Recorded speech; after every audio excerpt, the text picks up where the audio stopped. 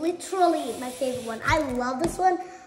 It's Percy Jackson Olympians, the Titanian's Curse. I just say that in this book, I've read it 1,000 times because it's my absolute favorite. And I really like it. That's really because, I would say that it's because like of the excitement. They go on a final quest, but they bring 5 people in this quest, and that's really risky. Because only 3 come back alive. Only 3 has ever gone on a quest. 3 is a magical number, as Greek gods say. There are 3 Olympian gods of Kronos. There are 3 fates, 3 furies, 3 hydras, 3 heads that the hydra has. Let me see, what else? There are 3 kids in this family. There are 3 colors that I love. There are 3 colors that I don't love. And also there are 3 strands of my hair that is very hard to brush. I made that one up.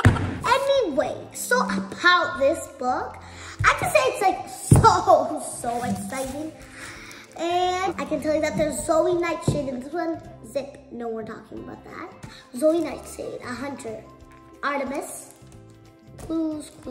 In this one, obviously, I think that one of these books should be when Percy Jackson just sits down, relax, and spends a regular time at Half-Blood Camp. Because like every single time he's on a quest. Jeez, that must be tired. Every single time after September, he's on a quest. Every single time he's on a quest. Why? Well, he technically wasn't supposed to go on a quest on the Sea of Monsters. A life lesson in this one.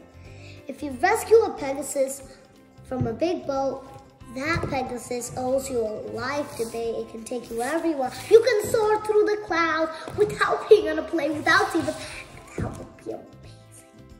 And also horrible for people who are scared of heights. And I'm kind of scared of heights and kind of not scared of heights. So I don't know if I like it or not, but I'm gonna try it as soon as I find a Pegasus. How am I gonna find a Pegasus? Percy Jackson and the Battle of the Labyrinth. So, in this one, I have a joke. Well, it's more like a funny part. And the funny part is when he goes, this guy named Riordan, and then Percy Jackson has to go to Green's stables and then clean them out, and they smell horrible.